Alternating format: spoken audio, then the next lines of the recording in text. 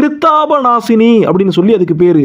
ஹிருத்தாபநாசினி அப்படின்னா இதயத்துல தோன்றக்கூடிய தாபங்களை எல்லாம் நாசம் செய்யக்கூடிய தீர்த்தம். ஆசைகள், வருத்தங்கள், ஏக்கங்கள், நம்முடைய கெட்ட எண்ணங்கள் இது அத்தனையுமே நாசமாக்கக்கூடிய தீர்த்தமாக, அழிக்கக்கூடிய தீர்த்தமாக இந்த ஹிருத்தாபநாசினி தீர்த்தம் இருக்கு. அதாவது இதயத்துல இருக்கக்கூடிய அழுக்குகளை, தாபங்களை எல்லாம் அழிக்க முடியும் அப்படின்னு அந்த தீர்த்தத்துக்கு சக்தி இருந்தா நம்ம உடல்ல இருக்கக்கூடிய இந்த உடம்பானது செஞ்ச அத்தனை பாவங்களையும் அதால அழிக்க முடியும். அப்படிப்பட்ட ஒரு புண்ணிய தீர்த்தமானது இந்த கோயிலுடைய மேற்கு திசையில் இருக்கு.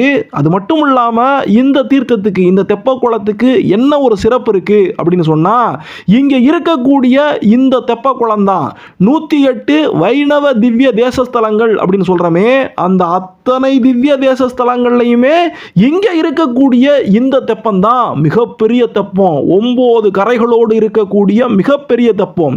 அது மட்டும் இல்லாம ஒட்டுமொத்தமா இந்த உலகத்தில் இருக்கக்கூடிய பெருமாள் கோயில்கள் அப்படின்னு பார்த்தா கூட முதல் இடத்துல மன்னார்குடியில் இருக்கக்கூடிய ராஜகோபால சுவாமி, ராஜகோபால பெருமாள் தான் முதல் இடத்துல மிகப்பெரிய தெப்ப குளத்தை வச்சிருக்காரு.